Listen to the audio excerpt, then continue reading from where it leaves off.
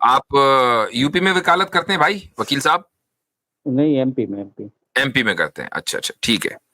चलें जी, जी आपसे फरमाइए। आपसे आपसे एक बार बात हो चुकी है। हाँ हुई तो है, मुझे आज कुछ याद तो रहा है जी। हाँ जी, हाँ जी।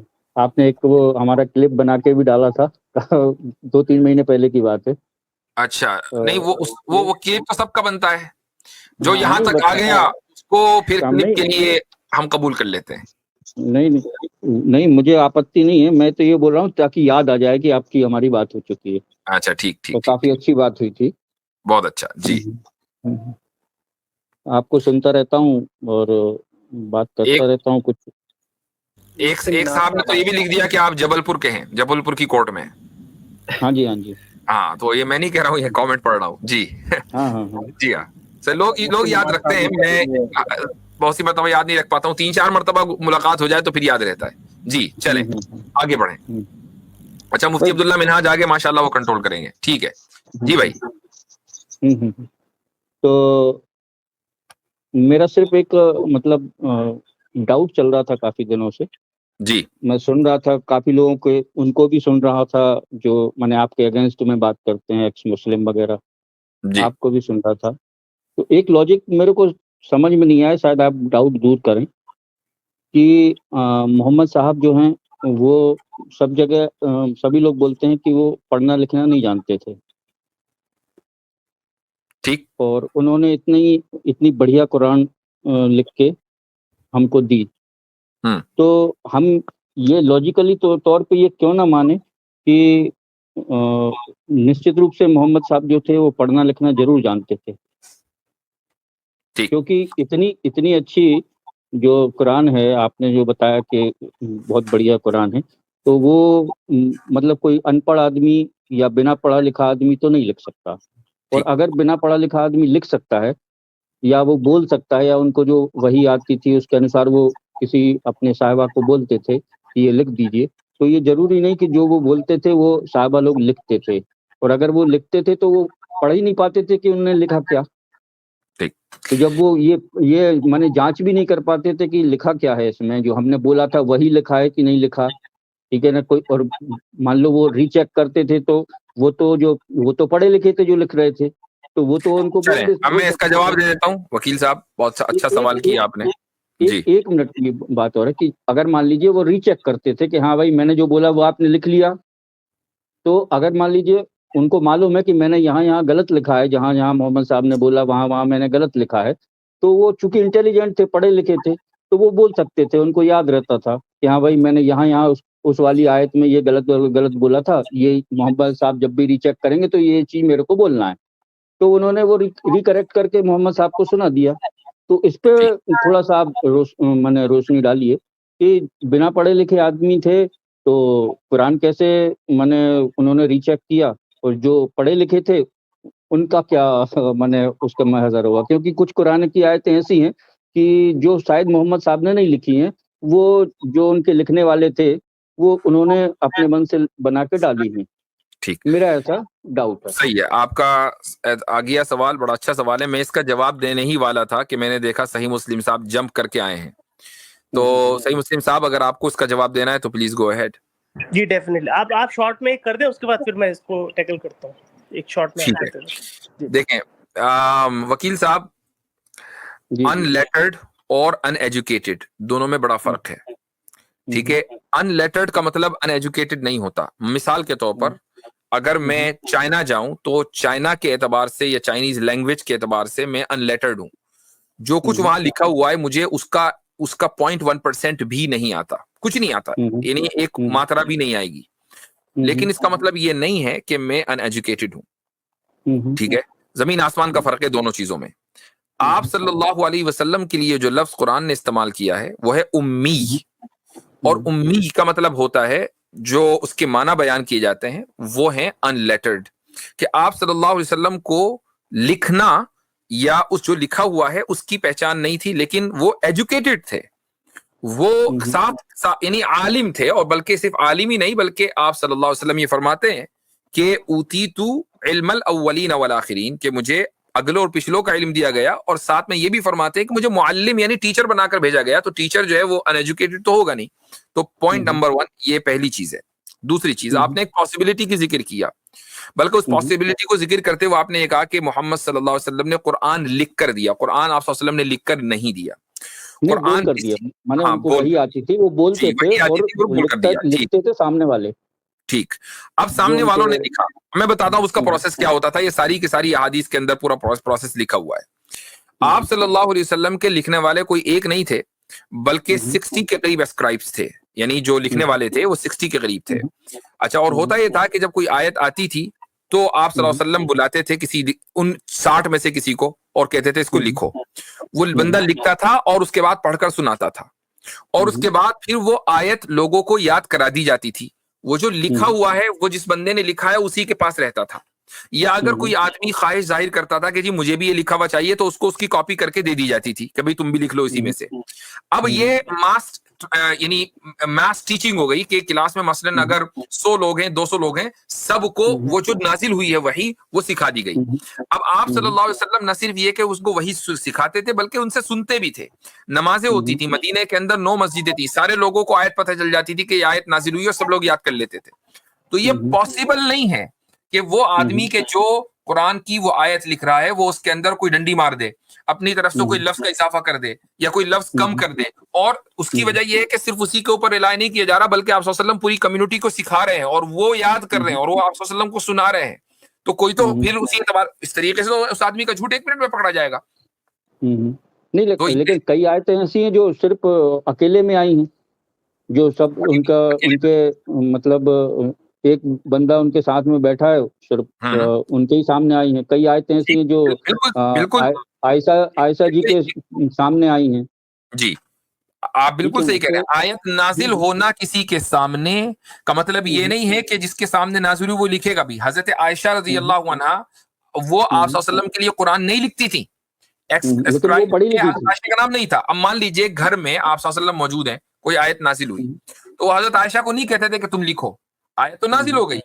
अब वो जो लिखने वाले हैं, मान लीजिए रात को ही, तो सुबह को वो बताएंगे ना लोगों को कि भाई ये आयत नाजिल हुई, इसको लिखो, और उसके बाद पूरी कम्युनिटी को सिखाएंगे। आप सल्लल्लाहु अलैहि वसल्लम का काम सिर्फ आयत रिसीव करके कहीं लिखवा के उसको यानी शेल्फ के ऊपर रखवा देना नहीं था, बल्कि आप अलैहिस्सलातु वस्सलाम की जो ड्यूटीज कुरान ने खुद बयान की है वो ये की है कि युअल्लिमुल किताब वल हिकमता, कि वो नबी के जो किताब की और हिकमत की यानी विजडम की तालीम दे। किताब से मुराद क्या है? कुरान, जो कुरान की तालीम दे। तो कुरान नाजिल होके कुरान सिखाना भी आप सल्लल्लाहु अलैहि वसल्लम का काम था, और सिर्फ सिखाना ही नहीं, तालीम देना नहीं, बल्कि कुरान की तिलावत करना। वयतलू अलैहिम, ये लफ्ज भी मौजूद है कि वो कुरान की तिलावत करते थे लोगों के सामने। तो मान लीजिए अगर किसी एक सहाबी ने गलती से, या मैं कहता हूँ हाइपोथेटिकली स्पीकिंग, के उसने जानबूझकर कोई लफ्ज आगे पीछे कर भी दिया, तो जब आप सल्लल्लाहु अलैहि वसल्लम उस कुरान की तिलावत कर रहे हैं और सोइयों लोग पीछे सुन रहे हैं, तो वो तो फौरन पकड़ लेंगे कि इस आदमी ने गलत लिखा है। नहीं, लेकिन जो आयतें मतलब अकेले में आई हैं उनका क्या? वो जो 100 लोगों ने सुनी थी उनका तो चलो मानता हूं मैं, लेकिन जो आयतें अकेले में आई हैं अब मैं और उनको अकेले में लिखवाया, मुस्लिम साहब आपकी तरफ माइक कर रहा हूँ। लास्ट पॉइंट, अकेले में आयत जो रिसीव होती है ना, चाहे आप सल्लल्लाहु अलैहि वसल्लम 10,000 लोगों के दरमियान मौजूद हो, आयत जो रिसीव होगी उसका पता सिर्फ आप सल्लल्लाहु अलैहि वसल्लम को ही चलेगा, क्योंकि वही आप अलैहिस्सलातु वस्सलाम पर आ रही है। अब उसके बाद आप सल्लल्लाहु अलैहि वसल्लम बताएंगे, वो 100 लोगों को बताएंगे, 1000 लोगों को बताएंगे, वो आप सल्लल्लाहु अलैहि वसल्लम का काम है। आप ये नहीं कह सकते कि उसमें किसी आदमी ने कोई तब्दीली कर दी होगी, वो तब्दीली पॉसिबल नहीं है, जो मैंने पूरा प्रोसीजर बताया। जी भाई, सही मुस्लिम साहब, ओवर टू यू। जी, ठीक है। तो मैं एक छोटी सी बात रखता हूँ, हो सकता है इनको समझ में आ जाए। नहीं, मुझे डाउट है, वो पढ़े लिखे थे साहब, बहुत पढ़े लिखे थे, जीनियस आदमी थे, और हमारे पीएचडी लेवल से भी ज्यादा थे। हमारा तो कहना तो ये है जी, क्योंकि इतनी अच्छी किताब और इतनी बड़ी किताब, वो बिना पढ़े लिखे तो आदमी ना तो रीचेक कर सकता है, ना चेक कर सकता है, ना इसको ये मेरा मतलब थॉट है। ठीक है, चलें अब सही मुस्लिम अपनी बात रखते हैं। जी, गो अहेड। हाँ, बताइए। आप ये बोल रहे हैं कि वो पीएचडी लेवल थे, आप ये कहना चाह रहे हैं?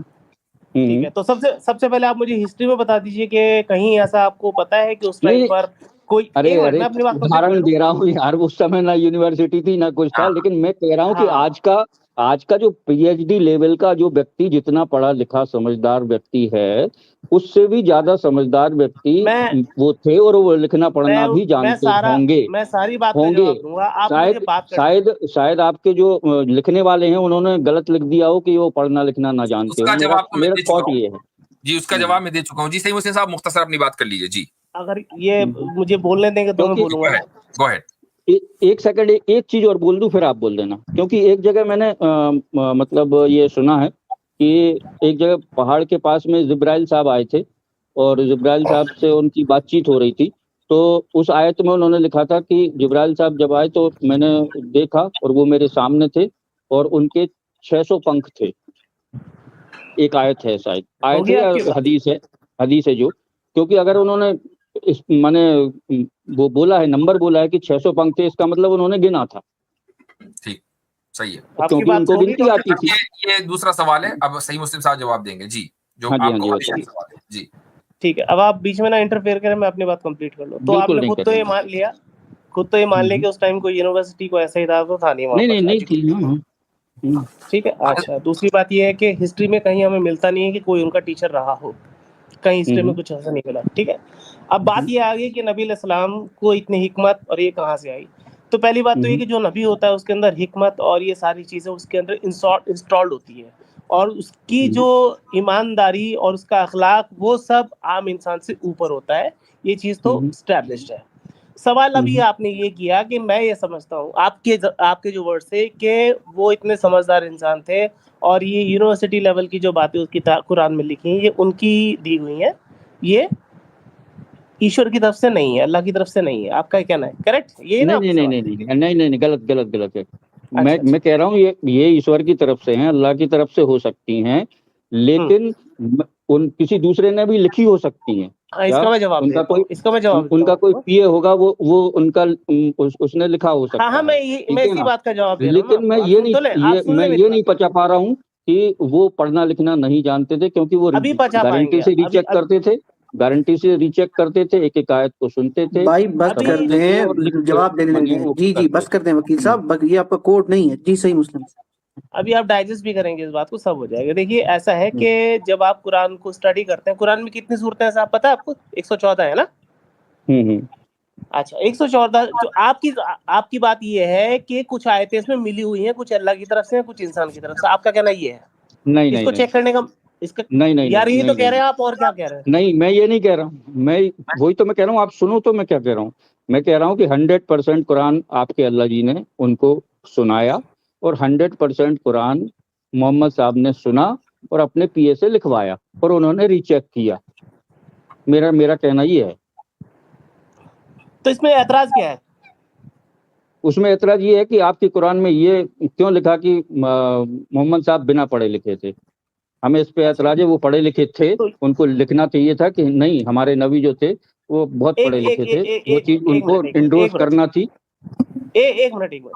सपोज मोहम्मद सल्लल्लाहु अलैहि वसल्लम ने कोई वही सुनी, किसी भी तरीके से उनको रिसीव हुई, और कुरान में ये लिखा है, शायद आपने पढ़ा हो, कि कुरान उनके दिल पर उतरता था। ये पढ़ा है आपने कुरान में? इसका मतलब ये है कि कुरान उनके अंदर इंस्टॉल होता था, वो मेमोराइज नहीं करते थे कुरान को, समझ गए आप? और जैसे ही वो पढ़ने को होते थे, वो हार्ड डिस्क जो उनके हार्ट में लगी हुई थी, वहां से कुरान जारी होता था। ठीक है, इसकी दलील कुरान के अंदर है, बहुत सारी आयतें दे सकता हूँ मैं आपको। ठीक है, अच्छा, अब बात ये है कि जब उनके हार्ट के अंदर कुरान इंस्टॉल है और वो जब बोल रहे हैं और सामने वाला नोट कर रहा है, तो इससे ये बात साबित कैसे होगी कि वो पढ़े लिखे थे या नहीं थे? नहीं, मैं कहाँ कह रहा हूँ जो पढ़े, मैं तो ये कह रहा हूँ कि पढ़े लिखे गलत समझ में जा रही है। सही मुस्लिम साहब देखें, थोड़ा सॉरी फॉर मुफ्ती साहब समझ गए। जी, वकील साहब ये नहीं कह रहे हैं कि वो पढ़े लिखे नहीं थे, वो ये कह रहे हैं कि वो पढ़े लिखे थे, लेकिन आप जो उनको अनलेटर्ड कहते हैं वो दुरुस्त नहीं कहते, वो गलत कहते हैं। ये वकील साहब का ऑब्जेक्शन है। yes. मैंने जो बात कही है वो ये कही है कि आप सल्लल्लाहु अलैहि वसल्लम का अनलेटर्ड होना आपकी नबूवत की दलील है, और अनलेटर्ड होने से ये साबित नहीं होता कि कुरान में कोई कमी बेशी मुमकिन थी, महज इसलिए कि वो अनलेटर्ड थे। क्यों? इसलिए कि जो चीज लिखवाई जा रही है वो सिर्फ लिखवा के शेल्फ में नहीं रखवाई जा रही है, बल्कि वो सुनी भी जा रही है, और सिर्फ एक जगह पढ़ी भी जा रही होगी। जो दूसरे को पढ़ रहे हैं वो पढ़ रहे हैं और वो आप सल्लल्लाहु अलैहि वसल्लम को सुना रहे हैं, और एक आदमी नहीं सुना रहा है। भाई गलती एक आदमी करेगा ना, एक आदमी नहीं कर रहा, वहां 40-50 लोग तो लिखने वाले हैं और याद करने वाले हजारों की तादाद में हैं। तो आप सल्लल्लाहु अलैहि वसल्लम के सामने अगर मान लीजिए वो आयत मल्टीपल टाइम सुनाई जा रही है, पढ़ी जा रही है, तो जिस एक आदमी ने अगर मान ले जानबूझकर कोई लफ्ज कमी या ज्यादा कर दिया, तो वो गलती तो एक दिन में 2 दिन के अंदर बहुत सामने आ जाएगी। बिल्कुल वो कभी सामने नहीं आएगी कुरान में, ये पॉसिबल नहीं। तो यही मैं कह रहा हूँ कि आपका जो कहना है ना अनलेटर्ड होने का मतलब ये है कि कुरान में कमी बेशी हुई है, ये साबित, ये पॉसिबल नहीं है। जो मैंने पूरा प्रोसीजर ये सब पहले दे चुका हूं। मैं कमी बेशी की बात ही नहीं कर रहा हूँ। मैं ये कह रहा हूँ, तो समझ में नहीं आ रहा ना मुझे। मैं वही तो मैं कह रहा हूँ, मैं ये बात कर रहा हूँ कि आपके मोहम्मद साहब जो हैं वो पढ़े लिखे थे, उनको गिनती भी आती थी, क्यों नहीं, गिनती भी आती थी, उन्होंने 6 तक की गिनती भी गिनी थी, उनके फल भी थे। और जहाँ पे भी गिनतियों का लफ्ज आया, जहाँ उन्होंने पर्सनल बयान किए हैं, वहाँ जहाँ गिनतियों की बात आई है, वहाँ उन्होंने बाकायदा गिनती भी की। आपकी बात आ गई। तो मेरा कहना ये है कि ये कुरान में गलत लिखा हुआ है कि वो अनपढ़ है। चलें, सही है, बेहतर है। लास्ट कमेंट आ रहा है बसाला साहब की तरफ से। जी फिर वकील साहब, मुझे नहीं पता आप कुरान को इल्हामी किताब मानते हैं, अल्लाह ताला की तरफ से उतरी हुई मानते हैं, लेकिन कुरान खुद इस बात की दलील देता है। सूरह अनकबूत में अल्लाह ताला फरमाते हैं वला तखत्तुहु बियमीनिक, कि आपने अपने सीधे हाथ से कभी कुछ नहीं लिखा, और अगर आप लिखते तो फिर ये लोग आपको, वो क्या है मुफ्ती साहब आयत, लरताबल माने उस समय के बहुत बड़े राजा महाराजा टाइप के व्यक्ति थे, उनने अपने पिए रखे हुए थे। मेरी बात मुझे मुकम्मल करनी दीजिए यार, थोड़ा सा तो वक्त दीजिए। ठीक है वकील साहब, थोड़ा बात कर लेने दें। जी हाँ जी, बताइए।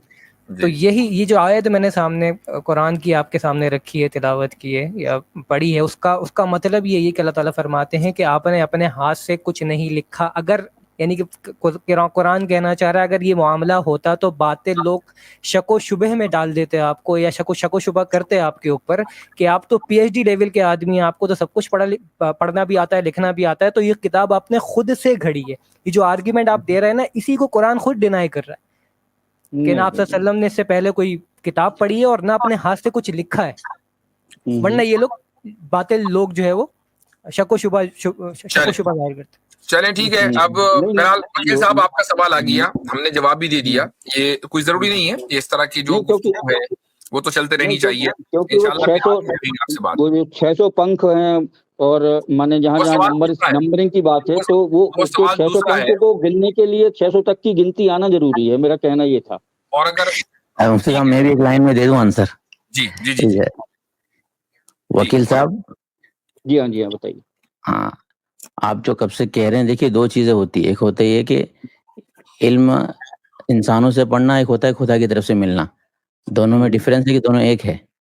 नहीं, अलग अलग है दोनों। तो बस जो इंसानों की तरफ से नहीं मिला उनको इल्म, ये खुसूसियत है नबी की। अल्लाह जो चीजें उनको बताएंगे सारी चीजें पता चल जाती है। जिस तरह कुरान पता चल गया, तो आप ये फरिश्तों के जो परों की बात कर रहे हैं, इसके अलावा सारी चीजें पता चल गई।